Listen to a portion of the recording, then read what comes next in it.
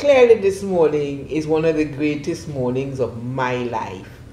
I am sitting next to one of the most attractive women in Trinidad and Tobago, and she is not my representative, but she has been my friend. I taught the young lady at Scarborough Secondary, and she really was one of my special. If there is ever such a thing, she was.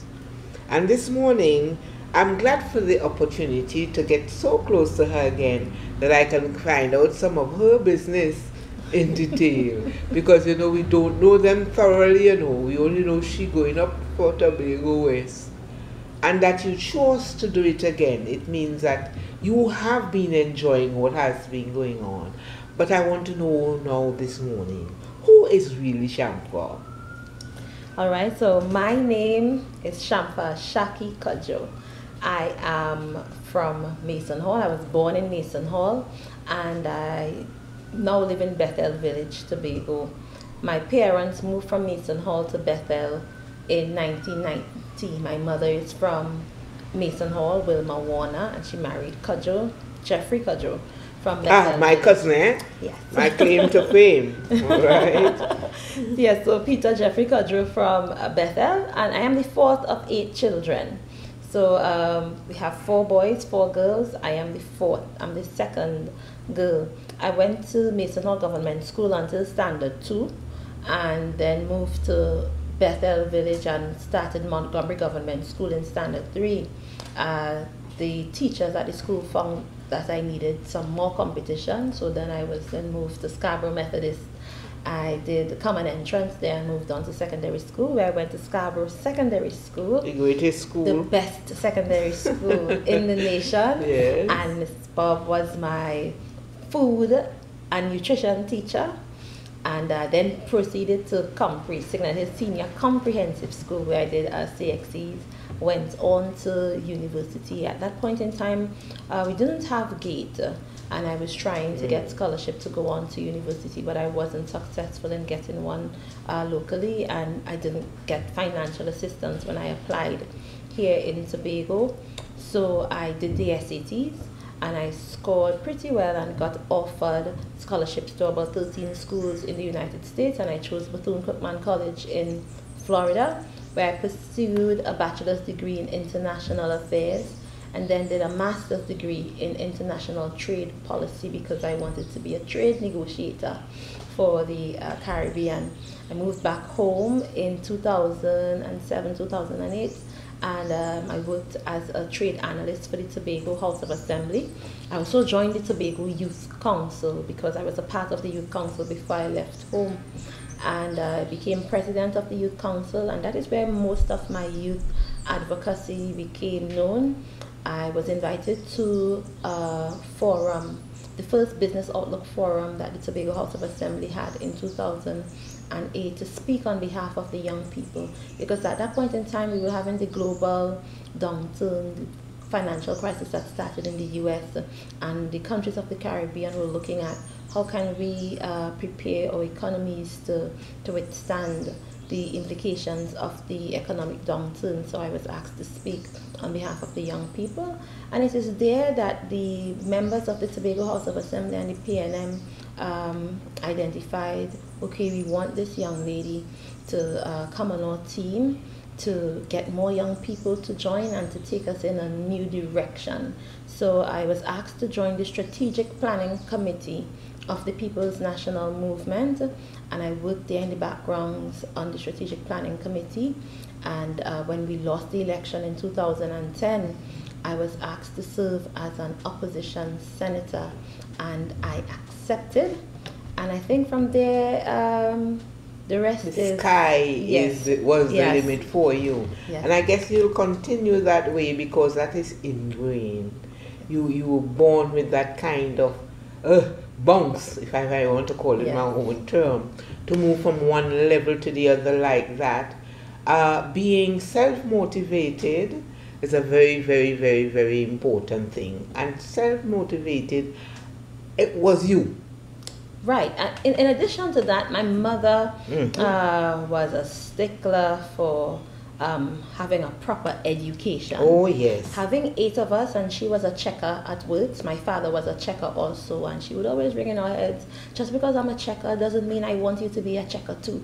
You have to go places that I've never been and see things that I've never seen and meet people that I've never met. So it was always about education. We woke up every morning at about 6 o'clock to the sound of sparrows. Education, Okay. every single morning. That was our alarm. And she wanted to be a math teacher but didn't have the opportunity to go to college, so she just instilled in us that we must get to some form of tertiary education and to do the things she didn't get to. So it was always about education, and we knew no other way other than to educate ourselves to get out of poverty and to try to make better opportunities for ourselves. So it was always about succeeding and being the best at what we were up to. I remember going to school, and whenever you scored 90%, she used to say not good enough. Even if it was an A, she would say not good enough. If you scored 90, that means you can get into A plus and score 95. And you would go back, put your shoulders to the wheel. You came in with 98, she would say not good enough. If you can score 98, then you can score 100. I understand. Yes, so it's that type of background. And thank God for mothers like those. Thank God for parents like those who allowed you to propel forward without even much fuss. You just had to do it because it was instilled in you from way back when. I congratulate your mother. Well, Daddy is gone, but I truly congratulate her because of the achievement that her children have had. You said that she had 8 children, so did my mommy.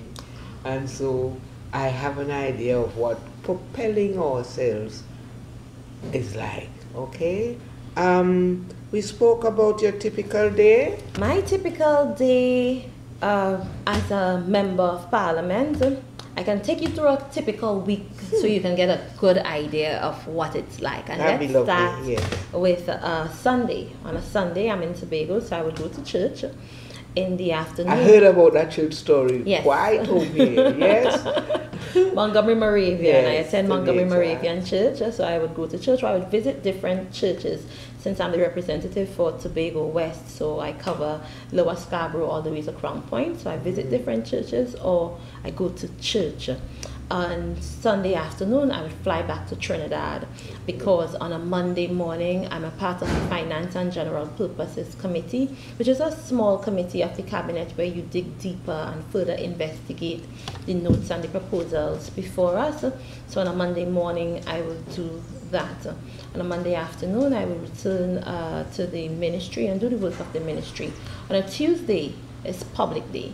So on a Tuesday morning or late on a Monday evening, I fly back to Tobago to meet with the public. And that day is, I call it Tobago Tuesdays. Yes. So any member of the public can come into the office, speak to me about their issues, and I will pursue them until they are resolved. Or I will do a roving public day. On the 4th Thursday, I take the office to a different part of the constituency, to the community centers, and sit with the constituents. We would partner with private sector entities also to help our constituents with financial planning, with other entities of the state such as self-help, so they can apply for housing and so on, just taking the services of the constituency office to the people. I also would do a monthly visit to schools, to primary schools, so that we can engage young people about the importance of civic engagement. And we would also do different monthly walks, a different community, even if it's a little piece, even if it's one street in that community. I try to stay on the ground from October 16th all the way, October 2016 all the way to today, walking a different path, because I always hated the fact that for politicians, people would say, we only see you at election time. And I want to interview here, you know, some of them overtax you, I find. Because from the time you become a representative, hear how many things you cover and have to do. But yet there is somebody in a little corner in a village who will be saying, I don't see my MP. Where are they? And you see, and I'm only on Tuesday. Yes. So on Tuesday night or very early Wednesday morning, I fly back to Trinidad because I'm a part of about 5 parliamentary committees. And committees meet to discuss different bills, different legislation. So I would have committee meetings throughout the day on Wednesday. On a Thursday, I have cabinet. No, I should tell you, on a Wednesday night, I have to read the notes to be prepared for cabinet, right? On a Thursday morning, I have cabinet. When I get off of cabinet, I would then meet with different national governing bodies, sport entities, youth bodies that would have written to the ministry asking for a meeting. And late on Thursday night, I would prepare for Parliament. On a Friday morning, I would also prepare for Parliament if I have to speak. On a Friday afternoon from 1:30, I go to Parliament and we sit there until Parliament ends. On Saturday, I fly back to Tobago. If there's somebody whose family died or somebody I need to see, I make that quick visit. On Sunday, I'm back in church again. Well. Yes. Now you've got it there, exactly what she does. And this is not just for her alone. I am making a plug this morning for any politician and every politician. You have to be a little lenient with them, public. Because, I mean, Shamfa, our old lady, she wasn't that old then, in fact, it's my spiritual mother. You know her very well, I think. Yes, you were at the funeral. Right. And she's to point at me and say, Kennetta, remember a one body you get. Now, how many bodies do you have? One. Be careful. Look, I'm limping now, but I'm all right otherwise. I want you, tell me, is there anything about politics so far that you regret? Are you sorry you ever put your foot in that ring? Or are you very happy with yourself as to your level of productivity? I am happy with my level of productivity because it allows me to offer service to the people I love. I came from the people of Tobago. I was raised here. The different women and men along the way who would have guided me, even if it's to tell me you're in town too late, go home, to help to direct you along the way. I feel like I belong to them. I am who I am today because of the people of Tobago, the people of Tobago West. They would have made an investment in some type of way in who I am. So when I left to study, and then I had the opportunity to work at the IADB and at the OAS in the United States, and they were good jobs, paying good money. In those days, 4,000 US a month was plenty money for a 27, 28-year-old young woman. And I was tempted to stay because I got the offers to stay, but there was something within me that kept saying, I must go home, there is work for me to do. And I didn't know what the work was, but there was just something within me. I'm looking at other countries. At that point in time, we were negotiating the economic partnership agreement with the European Union. And I'm seeing other countries, I'm seeing their positions. I wrote my paper on regional trade integration. And I'm saying we can adapt some of those things here in Trinidad and Tobago. There is work for me to do. So I rushed home. I gave up the job and the opportunity at the IADB, and I came back home. When I came home, I didn't have a job to come home to. I was at home, I was depressed. I had nothing to do because I've sent out letters and resumes and I wasn't getting any responses. Then I saw the Chief Secretary Orville London had a public day to see the people, and I said, I'm going up there and see him. But wasn't he your vice principal at Scarborough? No, my sister. That would have been my sister. Oh, right, I made a mistake. But I remember the Cudjoe encounter down there. But I thought you were involved in that as well. No, he may have already left for Signal Hill Comprehensive. Signal Hill, probably. Yeah. So I came back and I went to him and I asked him, I said, I've sent out my resumes and I'm not getting any jobs. What's taking place? I need help. So eventually I met Frank Roberts, who was a junior secretary or an assistant secretary in the office of the chief secretary. He was representing Canaan Bonaccord at the time. And his secretary was going on maternity leave. And he asked me to come and help him answer the phone. I said, I have a master's degree. I just came home from working for 4,000 US. And I'm now being asked to answer the phone for $6,000 a month, but I took it. Yes. Because it was better than being at home. You have to somewhere. And I tell you, that created so many opportunities for me, because while I'm typing documents, I then took the opportunity to give my input and make suggestions. Then he recognized, okay, she can be used She's for no more than ordinary woman. Secretary, right? So then the negotiations and the conversations about internal self-government for Tobago came up. And then I had the opportunity to really write and get into the conversation. And that provided a huge pathway for me to not just sell myself, but really get involved in the business of Tobago and making Tobago a better place for Tobagoanians. So I have no regrets getting into politics.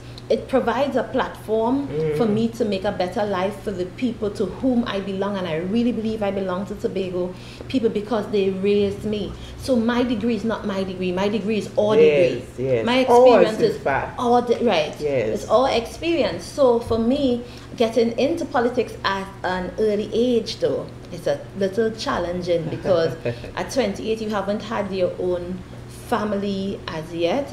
So the challenge of when do I take time out to really get pregnant and really invest in family like the regular or average woman should. And then how do I balance that with flying back and forth to Trinidad? I hadn't been married yet, so you have to handle dating and getting to know the right people and ensuring that that person is in your life for the right reasons. Yes. Because sometimes people come around you because of the political office, so you really have to have a strong sense of discernment as to who is for you and who's not for you. And then at that young age, you don't have the money and the resources and the connections like the older parliamentarians. So it was a learning curve for me also. So I had to learn to get in there and to trust myself and to learn and to grow and to take everything day by day and to be myself. Because at first I was also intimidated. We are sitting on the opposition bench with people like Faris Alwari, an experienced lawyer, Fitzgerald Hines, Penny Beckles, and here is Shamfa. The big guns, let me call them. Right, Shamfa from Tobago, a 28-year-old, just returned home from university, and people are asking, who is she, where did she come from, what is her claim to fame? And as a young woman, you're thrown into the public eye, and people feel the need to make all types of criticisms and say all kinds, you're unprepared, you're too young, you know. So I tried to find my way a little in the beginning, and I tried listening in to the seniors around me and taking points from them and trying to deliver, trying to even speak like them. And then I recognized I'm here to be Shamfa Cudjoet, the Tobagoanian, and to bring a Tobago perspective and to speak to my people in their language and to bring a youthful perspective to the parliament also. So I put down all the fancy talk, and my goal was to speak to the woman who is home cooking some fish and okra for her husband right now. Exactly, and to speak to that young person who is my age, who was fooled or tricked into believing that politics is something for rich people or for old people. So I wanted to connect with those people because, one, I wanted Tobagoanians to understand this national business of parliament is your business too. Sit in, lock in, tune in, understand. So I spoke to Tobagoanians in their language, and for the young people, I wanted young people to know this is your business too. The decisions we make today as politicians and as parliamentarians going to affect you tomorrow. Every loan we take is going to affect you tomorrow. So let your voices be heard. Politics is for young people too. So it has been a great experience and a wonderful opportunity to just serve the people, represent them, speak to different policies and programs that can improve their lives, because at the end of the day, it's about making Tobago better and Trinidad and Tobago better for all of us. And I feel so privileged to be placed in that position, to be a part of the conversation and to influence the decision. You sound decided. My next question to you almost shouldn't be asked, but I will ask it anyway. How have you enjoyed, used up, utilized 10 years in politics? as a young woman? How did I enjoy using up 10 of my years in Yes. politics? You look on and you get to learn to be tough, but it is a difficult thing when you're trying to attract other young women, and that is what prevents young people and good people from Yes. especially women, from entering politics, because we are taught to value our reputation and that type of thing, and sometimes people don't want to risk that. But I think that it is important for me to stand here and to not to flinch, to be confident and courageous in all my undertakings, so that other young women, other little girls can learn, and they could look on and say, I want to be like that too, and have their voices be heard and never be afraid. Because when young men get involved in politics, nobody goes to check to see what they're doing in their private lives, if they have two women, or even if, nobody does that extra scrutiny or run the rumors that like they do for women. Boys or young men pretty much get a free pass. Yes, And all the because you're a time. woman, yes, they're trying to check to see how you're handling your home life, how you're doing this, how you're doing that. I remember being in a relationship or in a marriage where things didn't go too good, and we decided to separate. We were young, we were inexperienced, we thought we knew how to solve all our problems. We needed counseling, but we felt like counseling was taboo, like that was something for a different class or style or color of people. So we didn't even get marriage counseling to get married. Oh. Because You we were thought, ready. yeah, we thought we were young and we were ready and we were in love. So I felt like we did a lot of things that we shouldn't have done, or handle arguments in a way that they shouldn't have been handled. see. It's not to say that this was a horrible man or I was a horrible woman. We just were inexperienced and didn't know how to handle this. But anyway, the time came and I decided, okay, love is no longer being served here. I feel like I need to move on from this. And I remember feeling cornered because some of the people around me kept saying, you married to, for better or worse, to death do us part. Tobago people will frown on you. Tobago people don't like divorce. And I'm here like, I am struggling. I can't breathe. I know the story. And I had to take the decision to say, you know what, I am going to get up and move on. And the kind of criticism that I faced here as a young woman, it was difficult. But I had to do what I had to do for me. So as a young person, we face some different challenges and some unique challenges. And even as young women, the public is so hard on us. And oftentimes we are hard on each other. So I had to learn strength in being a woman in politics. And I had to remember that this is not just about me. I want to stand so strong that other women look on and say, you know what, I can do this too. I can be strong too. So it's about, flying the flag and being that role model also. Public life calls for a new type of responsibility.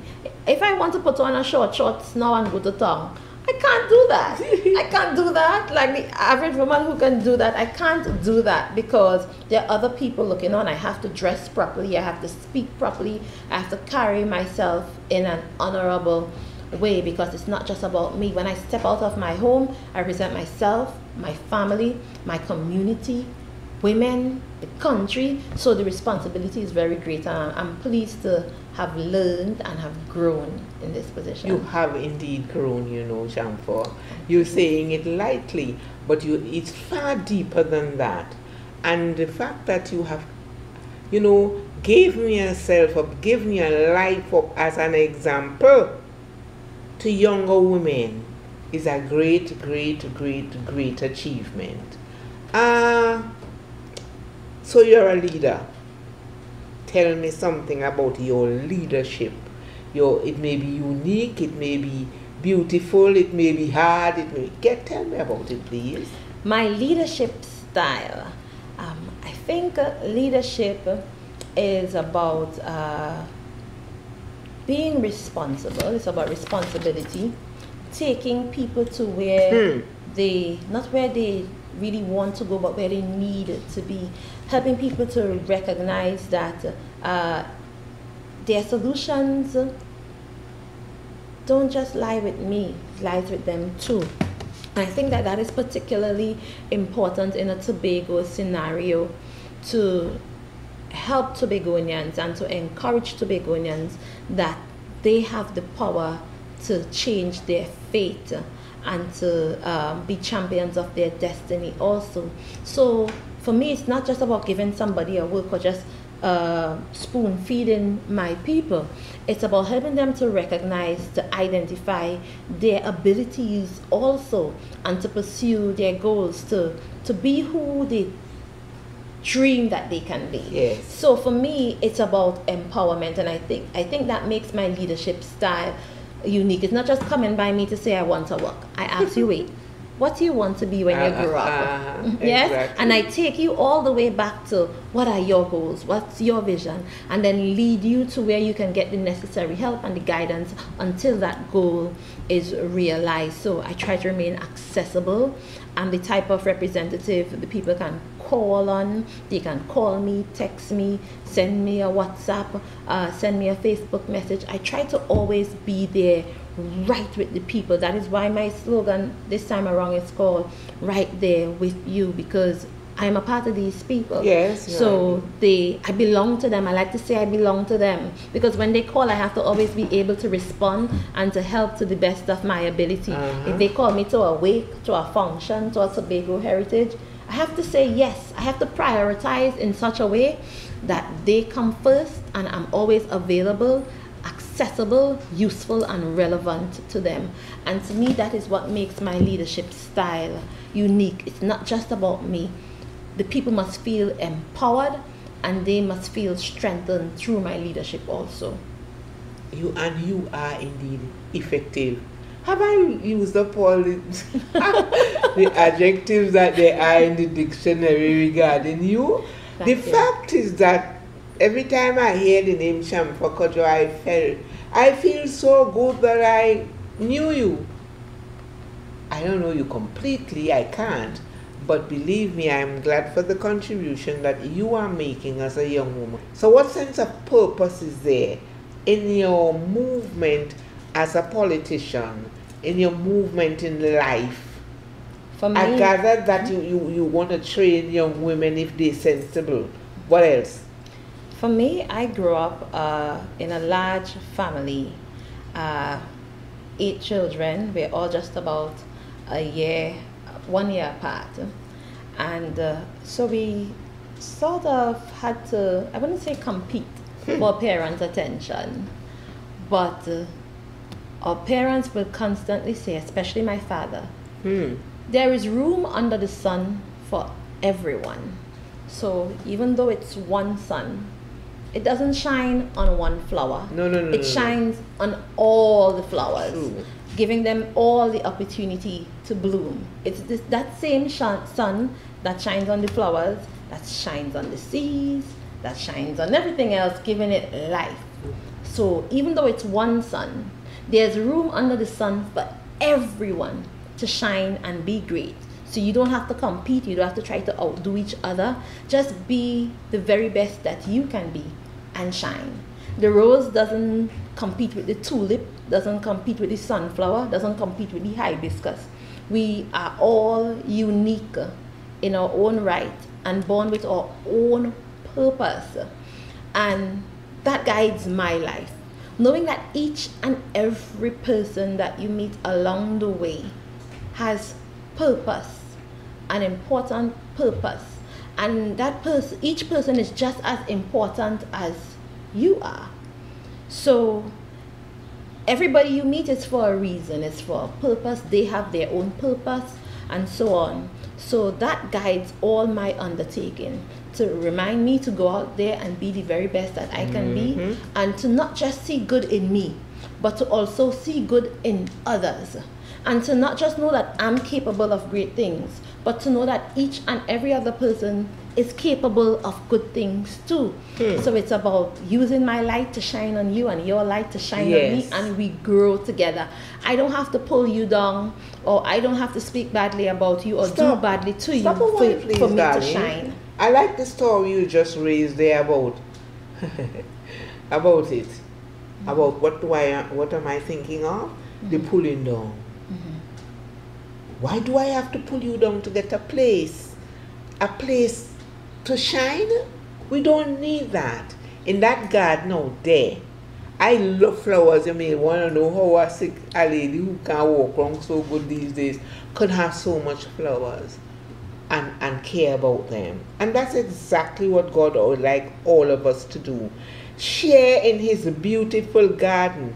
Allow each other to grow and bounce off. That's right. Allow each other to have their talents exhibited and showed off, if you want to call it that. You understand? I have talent, so do you. Why must you envy me? Because you think. You're not to think no nonsense. You're supposed to live and grow and guide and be what God wants you to be. That's right. He's not an impossible God, you know. But I just preach, you know that, Shamfa? So I'm going off the... Go ahead. So I would say that is the main guiding principle in my life, in politics, in everything I do, so that everybody can identify what is their purpose and not just do it, but do it with a level of greatness and sophistication that it shows the light of God and what God intends for all of us to be. So that came from the teaching of my father. There's room under the sun for everyone to shine, to bloom, and to be great. And it's about helping others to recognize their greatness and knowing that I can shine alongside you and you can shine alongside me too. You know, you're talking a lot about you right now. And you will forgive me if I bring in my sister Verlene. Somehow, at some point in that child's life, I'm the biggest, that's why I boldly call her that child. She lost both legs. You know, she had no foot. I remember. And something about her lifestyle makes a lot of people around me, they tell me they could only, they will do anything, because if Berlin could be driving about, working in ministry, doing that, all those things, you know, easy, you know.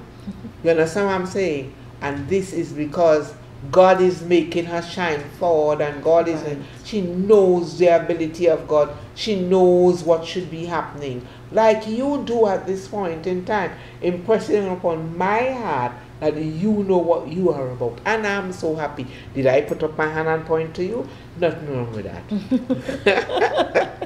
Yes. Tell me, Shamfa, one of the toughest, what you consider to be one of the toughest decisions you have had to make in your whole political life so far? The toughest decision, well, being involved in politics and in positions, in a position of leadership, you always have to make tough decisions. Every day you have tough decisions to make, because any little thing you do, you're in public life, so you're exposed to the public. There will be implications, and there are two of the toughest decisions that I can think about right now. One would be a personal one, and that would of course be to walk away from a relationship that wasn't I hope you don't look back there very often. No, not anymore, because at first you struggle with it. Yes, of course. Because you wonder, how did this work for me? You know, and things went downhill so fast. What could I have done? What should I have done differently? You know, that type of thing. And then everybody's around you saying, no, the strength of a woman is to fight and to stand up and take kick and so. The bold-faced boy. If you cannot handle the situation, you're under pressure, but the public says, stay just and hang in there. Oh, what? A very difficult decision that I had to make was being Minister of Tourism.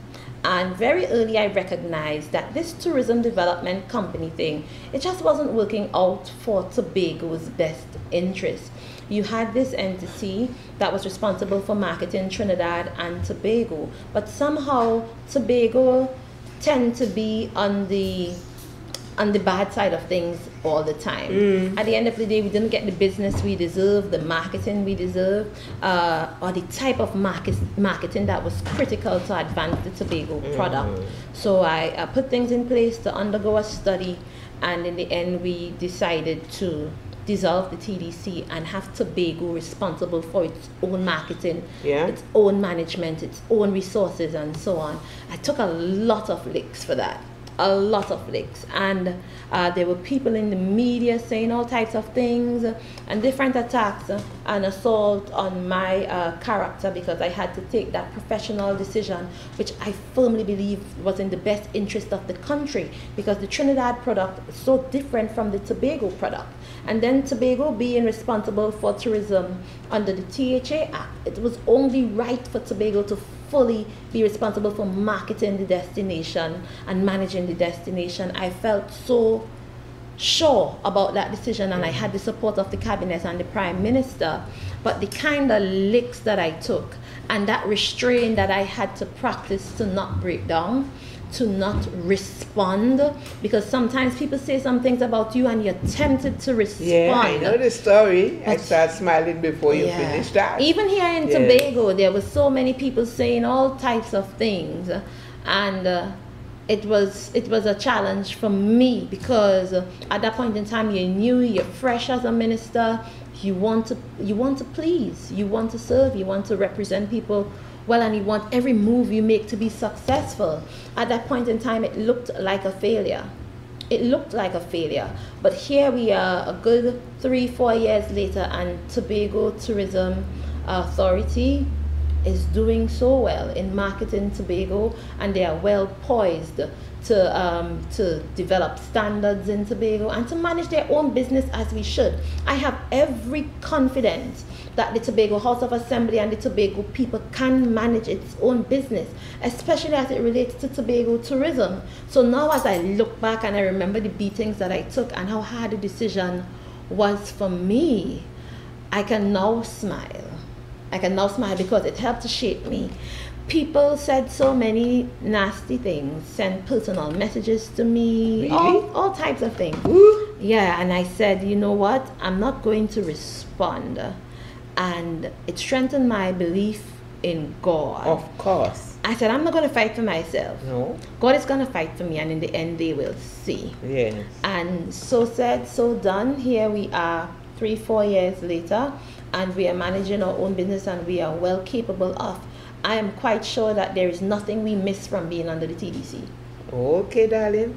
We have come thus far with the assistance of some people. You could never have done this alone. And you know that? Yes. And therefore, there are people who are your mentors. Would you like to Yes, I can develop on this? I can share a little bit on mentorship. Yes. Oftentimes we're told, find a mentor and stay close to this mentor. And sometimes as young people not accustomed to that type of training or that type of brought up we go out there looking for this one person. I'm going to find this one person, and this person is going to be my mentor, and I'm going to stick to that person. And my life and my experience have taught me that it's no one person.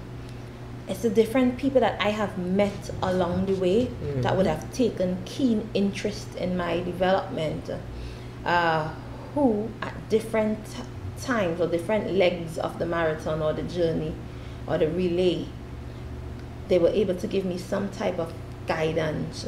So let's start with, for instance, Deborah Moore Miggins. Deborah Moore Miggins, and working at Deborah Moore Miggins when I first got out of school, a fifth form as a July-August worker, exposed me to some things that I wasn't aware of before.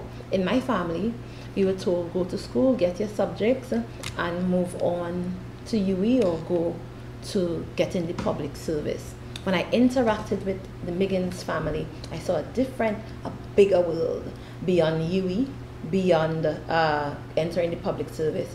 I saw access to American universities, that there was something called the SATs, that I didn't have to limit myself to Tobago and Trinidad or to the Caribbean. I could look elsewhere. Yes, yes. So she taught me how to apply to colleges, how to get the necessary help and guidance as it relates to financial aid and so on. And that changed my life tremendously. And now my sisters and brothers follow the same path. Then I can speak about a different chapter in life, going on to university, and I got myself involved in Delta Sigma Theta sorority, and those American young women created that family for me outside of my own family, because I was just thrown into Daytona Beach, Florida, no family, no friends, nothing. And those women helped to mentor me, helped me to manage my temper, how to school and to cultivate myself as a young lady, you know, how to dress for work. They helped me in my professional development as a young woman away from home. So there were so many women who would have served as mentors, from my mother to my aunts, godparents. You had people... Gracie. Yes, Auntie Gracie, of course. Yes. You had people who just kept cheering for me and telling me to press on, to move on, to stand up, to stand tall. To me, those are mentors. Yes. In the political world, I tip my hat, I salute Mr. Ovid Delano, London, because he worked with me.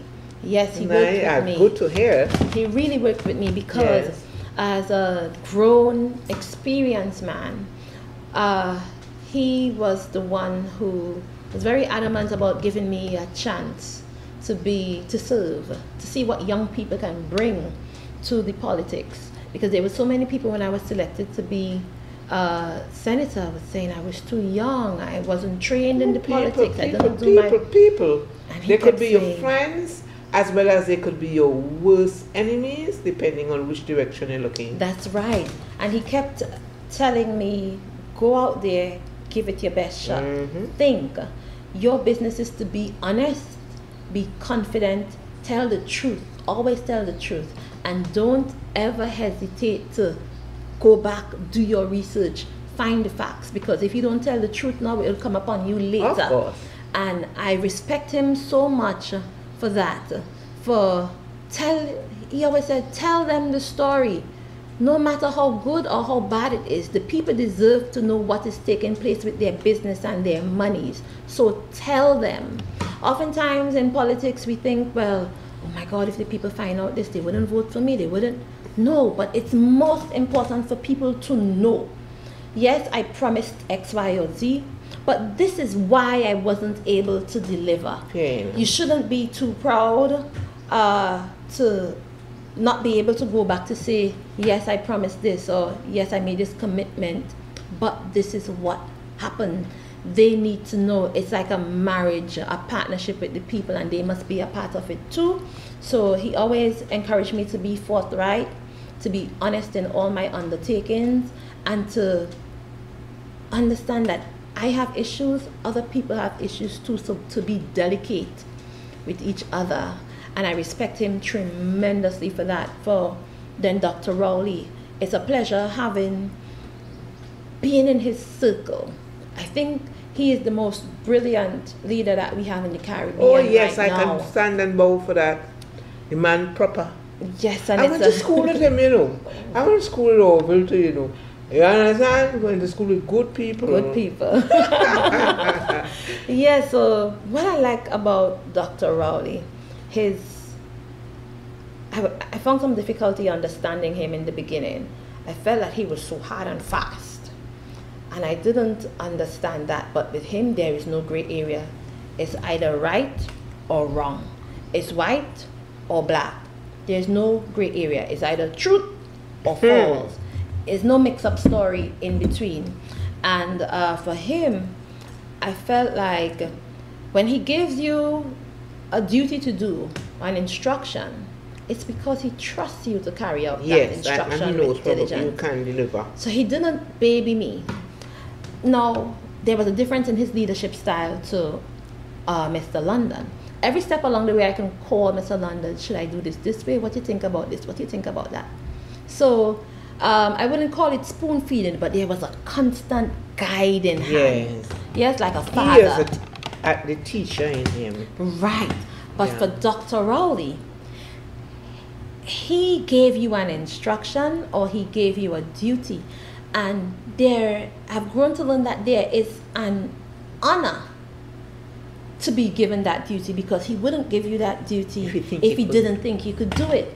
So don't go back and check back and ask him how and when, and like he doesn't like you to be timid. Yes. He wants you to act with courage, act with confidence, and to be truthful. He hates lies.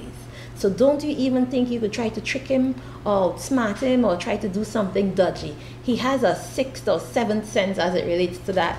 So at first you could easily fear him. Yeah?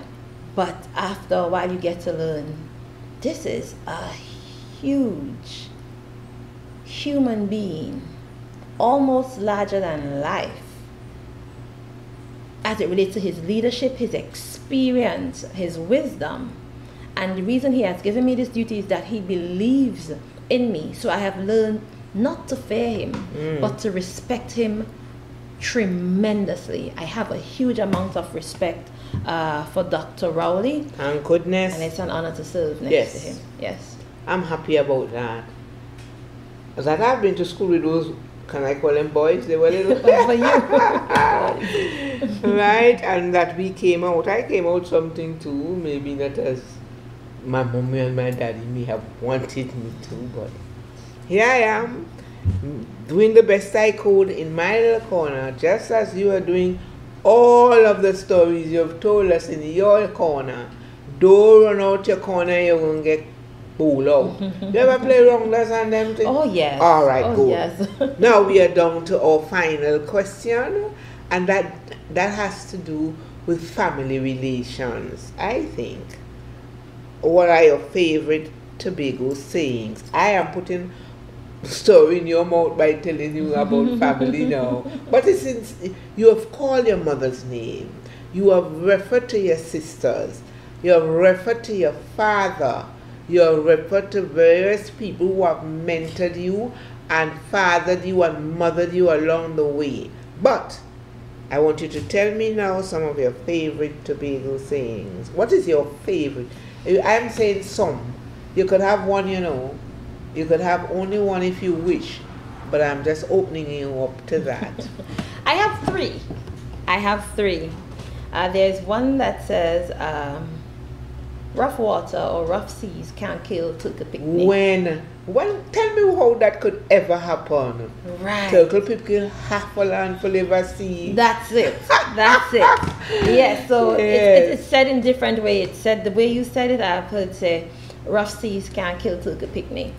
And when you're born for something, or when you're cultured in such a way to handle difficult times, there is nothing and nobody that can throw you off course. What is for you is for you. And if you remain focused in all your doings, and if you believe that you are truthfully and rightfully made to fulfill your purpose, no matter how rough the seas, once you have done your training and you've developed your skill and you've developed your knowledge, to stand tall and to stand proud and to stand confidently and courageously, and know that you I want to cannot cut be your hair touched again because I grew up knowing what the sea was. You believe? I'm from Lansome, you know that. Daddy had boat, Uncle Charles had boat, Grandpa had boat. Oh, we used to buy.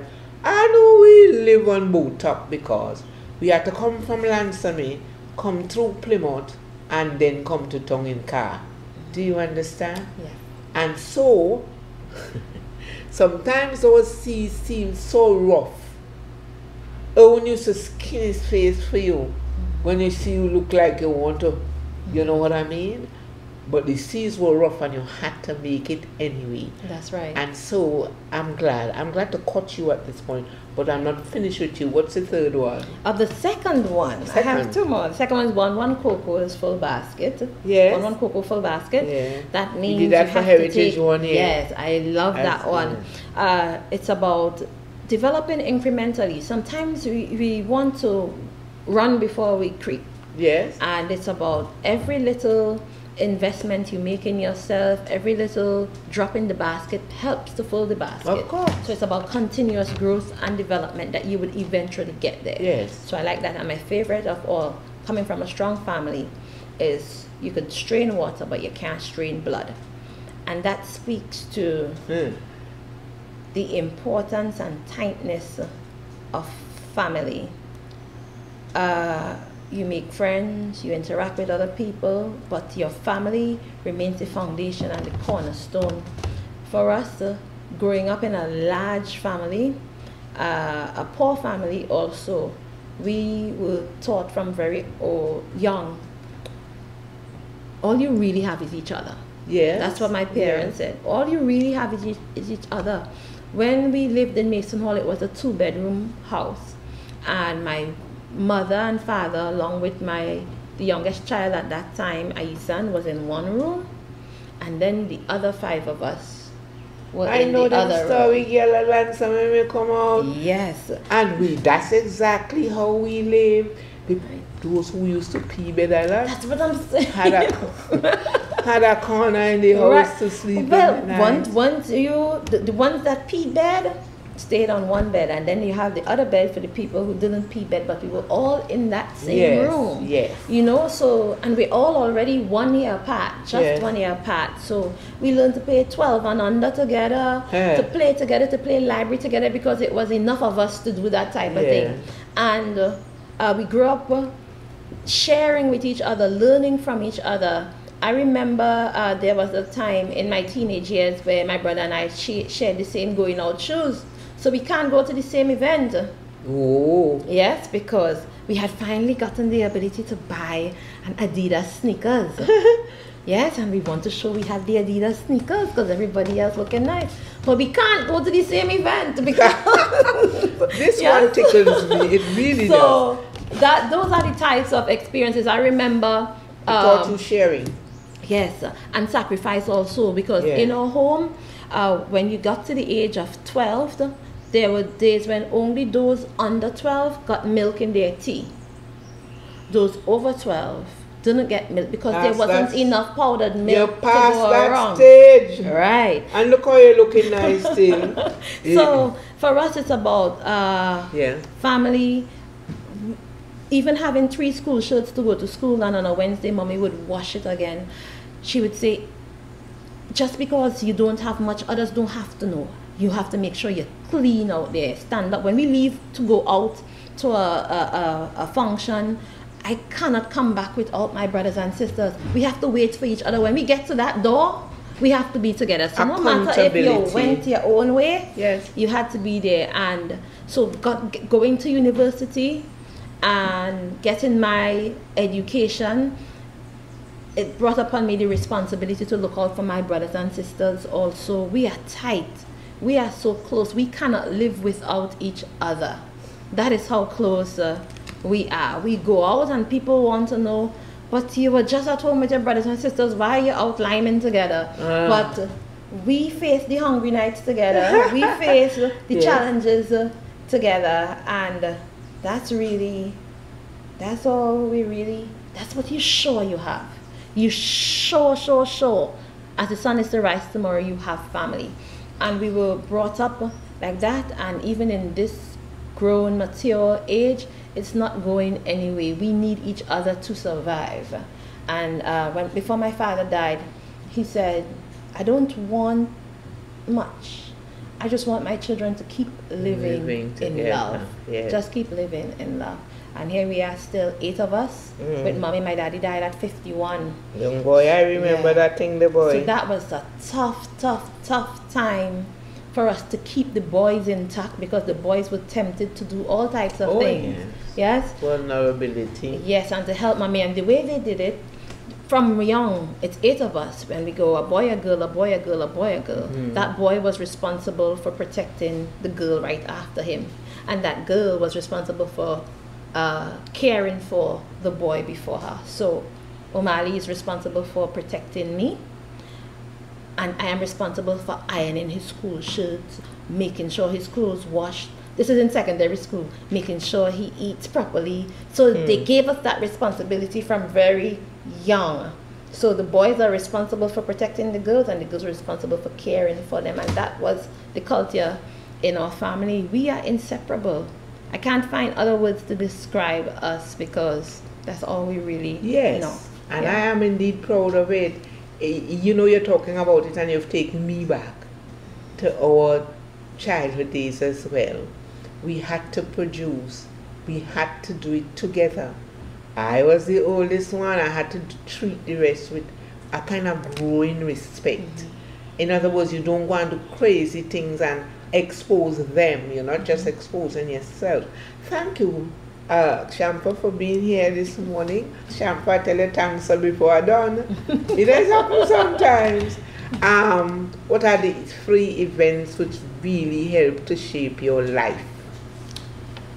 For me, I can point out 3 events, and those would be: 1, the death of my father. My father died at 51. At that point in time, I was away in university.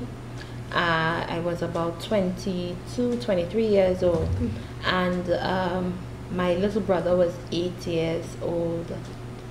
It was a traumatic experience for us because he was so young. He had a stroke, and I think that he did everything right. He exercised, he ate well, he was Rasta, of course, so he didn't eat meat, and he kept a pretty decent diet. He read, so I couldn't fathom how could this have happened to him, that he had a stroke. So he had a stroke, and then later on had a heart attack and just left us. He was getting better, and we felt like, okay, he's walking around, he's watching the news, he's having conversations, all is well. And one evening he called, my mother called me. She was concerned about him, and when I spoke to him, he said, he whispered to me, he said, "I am afraid." And I'm like, "You're afraid? This man so big, so bold, so strong, who taught us everything, who knows everything, who was everything to us. This is the first time he's admitting fear." My father was big man. He used to say, they would talk about Jesus, they talk about Joseph, and they would talk about Jeffrey. Think about that kind of bravado, you know? So I like that about him. Yes. He was a macho man. And to hear him say, "I'm afraid," and I said, "Why are you afraid?" And he said, "My heart keeps going," you know, he started making a song. So he was having heart problems. And that worried me that night. And the following day, I heard he died. Just like that. 51 years, died. And my mother was in her 40s. And we couldn't fathom, okay, Daddy was everything to us. Everything. He kept us safe. Every night he came home, he would walk around the whole house, and we were accustomed to that. As sure as once he gets home, he would walk around the whole house, check every room, make sure everybody's in their bed. That kind of father. So to just lose him like that, he makes sure we read, he makes sure we knew about life. I used to go people watching with my father. We would park in town and we would just watch people, and he would say, "You see those two? Those two are in a relationship, but they're having problems based on how they walk." Yeah? And he taught me about the power of thinking and developing positive thoughts, because your actions and everything follow those thoughts. So I learned so much from my father. My father used to let us watch TV on mute. Oh. So you're watching a whole TV program on mute, and very close to the ending, he would put up the volume and have you express to him what you think the storyline was about based on what you were seeing. But that was great literature. Right, so I learned how to read lips and so on. I can read lips from afar, whole conversation based on body posture and so on. So he taught us these strange things that when you explain them to people, they think you're weird or what kind of father you had. So, but Daddy was everything to us. When Daddy left, and then I came back with an education after, it then became my responsibility to help to serve as Daddy. Mm-hmm. So now my little sisters are now off to university. I have to make sure their room and board is covered. I have to make sure that they're taken care of. I have to take responsibility for the last one who was 8 years old when daddy died, because I felt like mommy got tired, or it got a little too much for her after raising all these children, and then daddy leaves. You know, so I had to fill the gap and provide for them and make sure everything is on course. So it was more than being a big sister. I became a parent real quick. So then my father used to name the children in our family. I took that on. It became sort of natural to me, so I learned how to name children. So all my nieces and nephews, I've named them. And that's a big responsibility for me. Of course. That's my power in the family. Yes. I take that very seriously. But it was hard. And it was a defining moment because it showed me responsibility very early. Okay. The second defining moment or event in my life was getting an education, having access to tertiary education. I remember graduating from school in 1998 and wanting to go to college and not knowing how and not having the money to. Then when I got the scholarship to go away and to study, that opened a world of opportunities that I can do anything I want to do and be anything that I want to be just because of an education. Yes. I wish every Tobago child would recognize the power of an education. Because when we moved from Mason Hall to Bethel, we didn't have doors and windows. My parents used galvanized at the doors and the window spots. Yes, and we used my grandmother's latrine. So now having an education and now having the ability to afford to help my sisters pay their accommodation at school, to move from galvanized to doors, I saw that type of development, that type of progress. And it didn't start with me because my eldest sister had left. Those were the days when you had to leave Tobago for a better opportunity. She left to go to college and she was working and so on. So we started seeing US dollars coming in the house, and that helped us bit by bit. So looking at the journey and what education allowed us to do, we went from having one car in the household to two and so on. It improved our standard of living, and it impressed upon me the power of education to change your life, to transform your family and your community. So that was a defining moment for me, because I feel like I can do and be anything once I study and put my mind to it. And the third defining factor or event in my life would be having the opportunity to serve in the highest in the highest level of the land, the parliament. Yes, to be able to speak on behalf of my people and to be in a position where I can actually help people, influence the process and provide assistance, to serve, to represent their interests. It impressed upon me the importance to live my life in a proper way, because there are others looking on, looking at me as a role model. There are others depending on me. Yeah? So it caused me to have to channel my energy and culture myself in a very positive and deliberate way to ensure I stay on the right path and that I remain accessible, relevant, and of service to those people. I began belonging to them even more. I can't do something because I feel like, or just say something wildly because I feel like. I have to be oh so careful because I represent them, and one wrong comment or action could not just destroy me, but it could be detrimental to my people. And that is a huge responsibility, so I have to be guarded in just about everything I do. And that has changed my life. It caused me to have a greater respect for God also, because I know I wouldn't be here and I wouldn't last this long in politics if it weren't for God. Because if looking at some of the things said about me and some of the things done to me, if some people could have buried me, they would have. Oh, long time. You know? I know that feeling. But God protects little children, fools, and me. So I hear. Yes, and I strongly believe that. So I know we talk about everything and everybody, family, professional colleagues, and so on.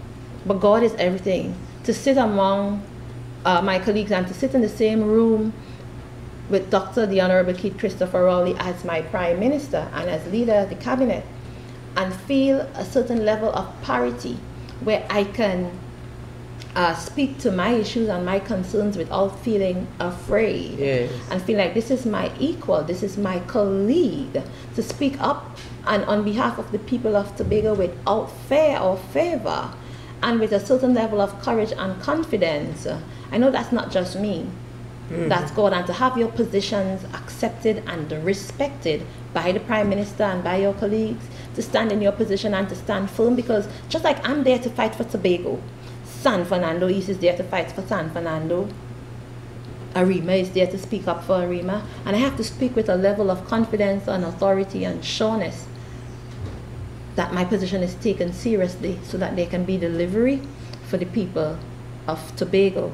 So at the end of the day, I like to say, but God. I wouldn't be where I'm doing what I'm doing, or in this, or having the opportunity to influence the decision making, and even to represent my people, if it weren't for God. So I give all thanks, praises, honor to God, because He has a way of working out everything. I don't have to fight any battles for myself. No. I can express to you the excitement and the relief and the peace I feel knowing that I could come directly to God. I don't need anybody to go to God for me, and God would do what He said He would do, and He fights battles for me. I don't have to answer anybody. No. I don't have to fight up with anybody. God fights for me, and that, my friend, that is enough. Yeah. So whatever my lot, God has taught me to say, praise the Lord. Yes, it is well with my soul. Hasn't this been a beautiful morning? Thank you, it has. Yes, thank you. My day is well made because I got to close up with you again. Well, not as before, but I own you somehow. Not just Tobagonians in a group. I am so proud when you come on that and you keep talking. Anybody ever tell you that? Yeah, you can talk and talk well, and I'm proud of you, and I will continue to be proud of you.